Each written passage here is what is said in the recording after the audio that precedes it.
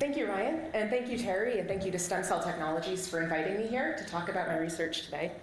Like they mentioned, I'm from the lab of Jim Wells at Cincinnati Children's Hospital and the brand new Center for Stem Cell and Organoid Medicine. We're actually hosting a symposium on frontiers in organoid medicine in October, if you would like to come see the facility for yourself and join us. Happy to share details about that with you later. So it's lunchtime and you've all just eaten, so you're thinking about your gastrointestinal tract, and hopefully all that you're thinking is that you're satisfied and you're happy and you're no longer hungry. But unfortunately, some 60 to 70 million people in the United States alone suffer from some sort of gastrointestinal dysfunction. Historically, studies of gastrointestinal physiology and disease were limited to mouse models or cancer cell lines, which don't really recapitulate normal gastrointestinal development or disease very well. And within the last 10 years, as Ryan just mentioned, a better understanding of stem cells, both adult tissue-resident stem cells as well as pluripotent stem cells, and how to grow them in a three-dimensional environment have really allowed us to create a human model system. And so there's really two different flavors of organoids, as Ryan just mentioned. The kind that Dr. Hans Clevers really pioneered and established, and that comes from harnessing the adult tissue-resident stem cells that reside in the intestinal crypts. You can get these from a surgical biopsy from a human. You can then grow these epithelial-only organoids, or some people call them enteroids. Or the kind of organoid that my mentor, Dr. Wells, and our lab has kind of pioneered, and that is through the directed differentiation of pluripotent stem cells into human intestinal organoids that recapitulate all the different steps that the embryo and a developing gut tube would see during development, and form this fetal-like tissue that contains both the epithelial and mesenchymal layer. And so there's opportunities where you might want to use one type of organoid versus another. If you're modeling organ development or embryology, tissue interactions, or tissue engineering, you'll probably want to use this intestinal organoid that comes from a pluripotent stem cell because it has multiple different types of cells in it already. It has epithelium as well as mesenchyme, and you're actually recapitulating the normal development via this directed differentiation of the human pluripotent stem cell. If you're interested in adult stem cell function or adult epithelial function in adult intestinal stem cell biology, you might want to use this epithelial-only organoid. And you can kind of get at the basic mechanisms of what goes on within the epithelium if you don't have all of these other confounding cell types in there. But if you're interested in disease modeling, you're probably going to need to use a combination of both types of systems, and that's what I'm using. So in my system, I'm kind of closing the loop between these two different types of organoids. So I use the directed differentiation of pluripotent stem cells to direct them into these human intestinal organoids that contain a mesenchymal layer. I can then transplant these under the kidney capsule of a recipient mouse. So I mentioned before that these are actually pretty fetal in nature, but if we let them grow for about 2 to 3 months, they'll grow not only in size but also in maturity. If you take a cross-section of this transplanted hPSC-derived organoid, it has this beautiful cryptin villus structure, and what we've done is actually essentially created our own biopsy specimens. So now we can harvest the crypts from these transplanted organoids that originally came from pluripotent stem cells and isolate the tissue-resident stem cells that live in these crypts and isolate epithelial-only organoids. And now, coming from pluripotent stem cells, we're actually able to have both types of organoids, epithelial-only enteroids, as well as organoids containing a mesenchymal component. And so here's just another example of the flowchart of kind of all of my experiments that I do are either going to be looking at this transplanted organoid with an intact mesenchyme that's basically our own biopsy specimen that we've generated via the directed differentiation of pluripotent stem cells and engraftment into a recipient kidney, as well as the isolated epithelial structures only, these epithelial enteroids. And something that I hadn't planned to say, but I have to say, is that the release of the human intesticult from STEMCELL Technologies has really enabled me to do this experiment. When I first tried to make my own media, it failed horribly. I couldn't keep them growing, I couldn't keep them passaging, and as soon as I made the switch to intesticult, I'd have no problems. So that's just Shout out. So it's a good product. It's worth every penny. So we're talking about the intestine. And the number one job of the intestine is nutrient absorption. And so you can imagine that if with this large prevalence of gastrointestinal dysfunction, you're likely going to see many different types of problems with nutrient absorption. I'm interested in modeling malabsorptive disorders, and there's really a number of different types of malabsorptive disorders. Some that don't manifest until the intestine is fully mature and it's an adult, something like an IBD type disease or celiac disease. Even obesity can sometimes have a malabsorptive component. And there's also congenital disorders. So disorders when a baby is born, the intestine is missing some sort of component to allow it to functionally absorb nutrients, like a normal kid. And there are a number of different congenital disorders where the mechanism by which the malabsorptive phenotype arises is really well known. Things like glucose-galactose malabsorption, where there's a really well-defined genetic mutation in a particular enzyme. Things like Hirschsprung's disease, where there's a lack of enteric neurons and things like that. But what I'm going to talk to you today about is a relatively unknown type of malabsorptive disorder.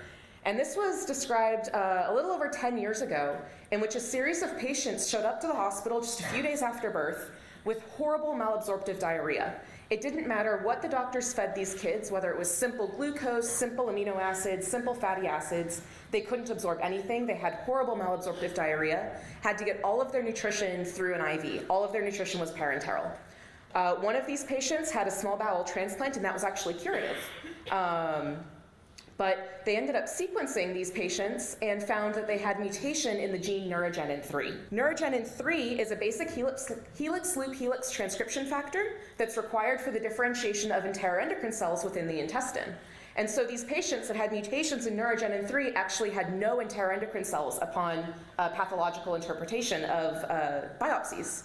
And yet the mechanism by which a lack of enteroendocrine cells would lead to malabsorptive diarrhea is completely unknown. Enteroendocrine cells are nutrient-sensing cells. However, they are not themselves the cells responsible for absorbing any nutrients. So they can sense carbohydrates, proteins, and fats passing through the lumen of the GI tract here, but it's the neighboring enterocytes that are actually the ones that are going to be doing the nutrient absorbing. Enteroendocrine cells come in many different flavors. They secrete about 20 different hormones throughout systemically throughout the body, as well as locally, acting on neighboring cell types, as well as including the enterocyte. Enteroendocrine cells only make up about 2 to 3% of the intestinal epithelium, but collectively, this is the largest endocrine organ in your body.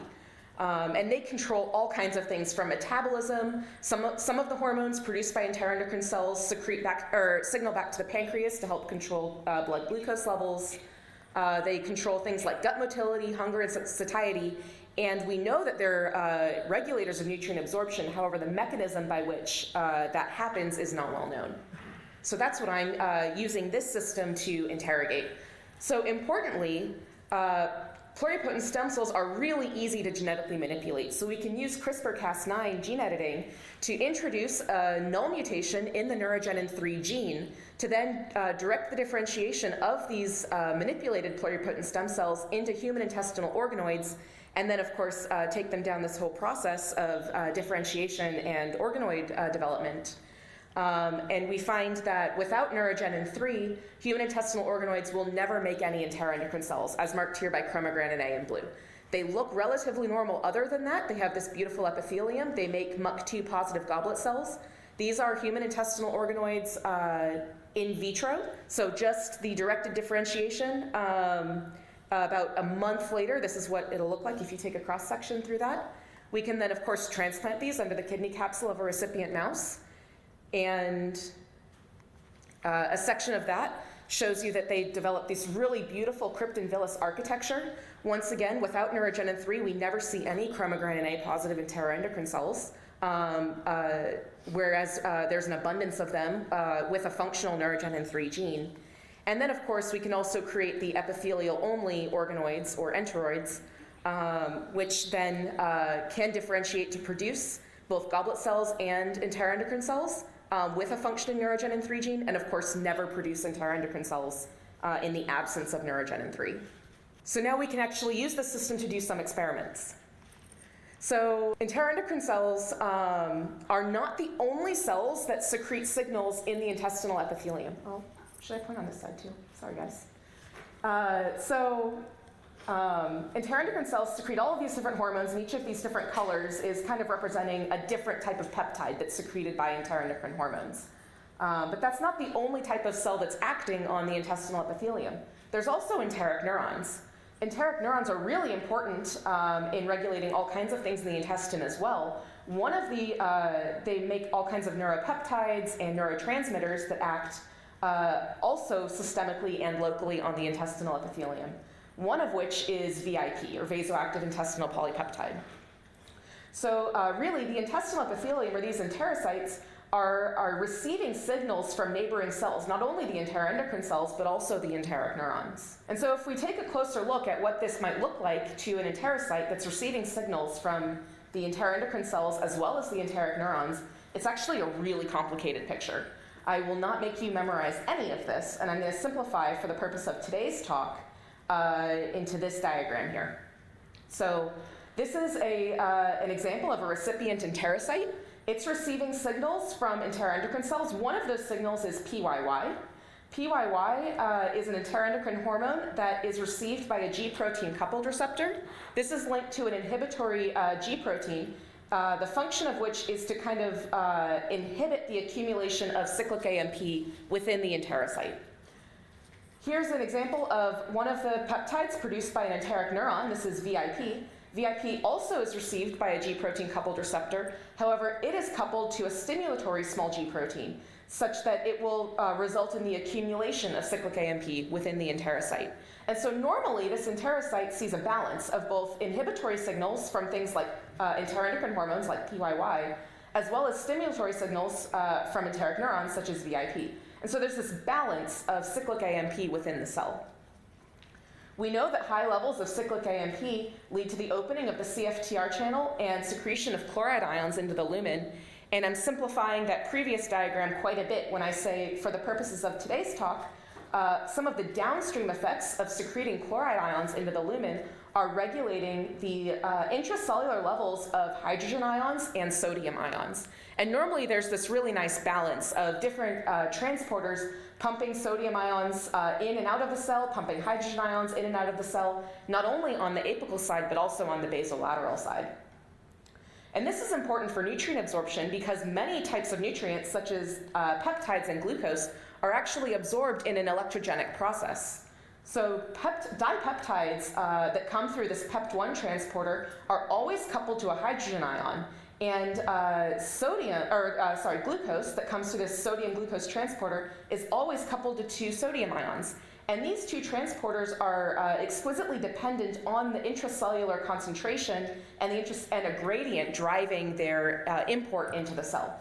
So you might imagine that if the gradients of the intracellular hydrogen or the intracellular sodium were disrupted, we might disrupt normal nutrient absorption. And so that's in fact our hypothesis. We hypothesize that the loss of enteroendocrine hormones, such as PYY, results in dysregulated electrophysiology that would impair nutrient absorption. And so this is what we predict would happen. If we lose enteroendocrine cells, so now we're modeling what happens in the intestine of those kids that don't make any enteroendocrine cells. They don't make any PYY, they've lost the inhibition on the accumulation of cyclic AMP. As far as we know, their neurons are still firing and producing VIP, just business as usual, which allows for an accumulation of cyclic AMP within the enterocyte. We know that cyclic AMP leads to the release of chloride ions through the CFTR channel, but with nothing to counteract this cyclic AMP, we actually have more chloride ions being secreted into the lumen. This sets off a chain reaction such that the intracellular concentrations of hydrogen and sodium are actually completely thrown out of whack. And what we predict will happen is an accumulation of intracellular hydrogen ions, so a more acidic intracellular environment for the enterocyte, and actually fewer sodium ions inside the cell with a steeper gradient from the sodium concentration outside the cell to inside the cell. And what we predict that might do to nutrient absorption is actually block peptide absorption, since there's no longer a favorable gradient for hydrogen ions to enter into the cell. and actually set up glucose absorption to come into the cell at a much accelerated rate. So this is kind of just an overview of what we're expecting. In a normal situation, we have this beautiful balance. Everything is tightly regulated. And if you just lose one of the master regulators of this system, everything gets thrown out of whack. So in order to ask whether the electrochemical gradient is favorable for nutrient uptake in the absence of neurogenin 3, we'll first start with the epithelial organoids, or the enteroids. Like I mentioned before, the accumulation of cyclic AMP within the cell leads to opening the CFTR channel and chloride ions leaving into the lumen. This accumulation of cyclic AMP is actually the same mechanism by which forskolin causes swelling in organoids. And so when I took enteroids, or epithelial organoids, that were differentiated with or without neurogenin 3 in the presence of VIP that I've added exogenously, we see this swelling reminiscent of what you might see from a forskolin swelling assay. So we predict that this long-term exposure to VIP without any inhibitory signals from the enteroendocrine cells to balance it might result in a more acidic intracellular environment in the enterocytes without neurogenin 3. And so I used this fluorescence intracellular pH indicator called Frodo, which correlates the fluorescence intensity with acidity. So the brighter the signal is, the more acidic the intracellular environment is. And I was able to quantify this using flow cytometry. And so we actually find that neurogenin 3 null organoids that have been exposed to VIP for 5 days are about 120% more acidic than any of the other conditions, suggesting that they are unable to buffer their intracellular pH in the absence of enteroendocrine cells. I have some really cool experiments in progress looking at the dipeptide absorption. However, I don't have time to share that data with you today. So we're going to move on and talk about what we can do with some of these transplanted organoid segments or chunks that kind of look like our own biopsy specimens that we've generated that have this fully intact submucosal layer that have originally come from these pluripotent stem cells. It's important to note that the majority of this structure is human-derived. There are some mouse-derived tissues in there. We've put them in a recipient mouse for them to get a blood supply and grow. So the blood vessels are mouse-derived, but almost all of this other structure is human in origin and comes from our directed differentiation protocol.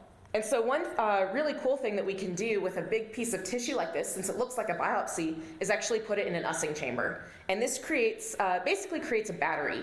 By which we have a piece of tissue, this intestinal epithelium, separating two halves of a chamber. We've then connected this to electrodes, clamped the voltage to 0, and you can then measure the current required to keep the voltage at 0, or the short circuit current.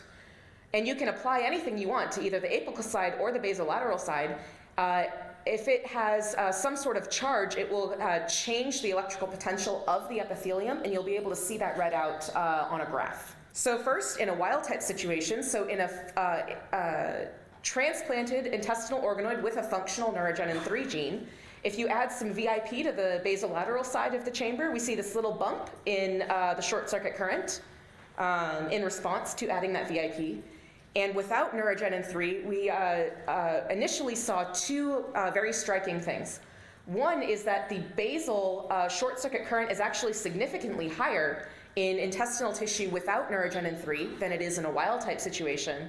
And the delta, or the peak, how high it rises in response to VIP is also significantly higher. One advantage of the Ussing chamber of the system is you can add anything you like to either the basal side or the luminal side and kind of see an immediate response. And so what we did was add some exogenous PYY to the intestinal tissue that doesn't make any of its own. So to the neurogenin 3 null intestinal transplanted organoids, we add some PYY and we can partially rescue both phenotypes.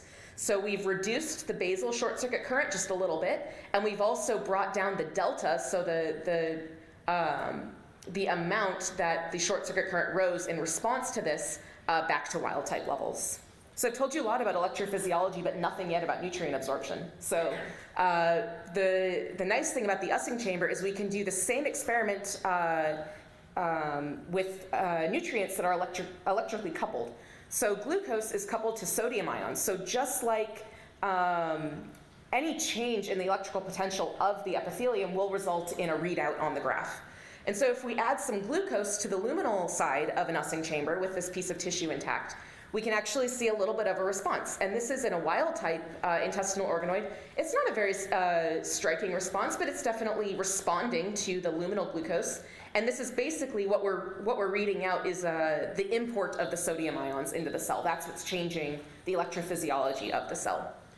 When we do the same experiment with intestinal organoid pieces that have been grown without a functioning neurogenin 3 gene, we actually see a huge increase in the amount of response in the short circuit current after addition of glucose to the luminal side. And this confirms our idea that the intracellular sodium gradient is completely thrown off in the absence of enteroendocrine cells. And importantly, we can partially rescue that by adding some exogenous PYY. So we've, again, brought the basal ISC down just a little bit, and we've also kind of tempered the response, suggesting that adding PYY is sufficient to partially rescue this abnormal nutrient response.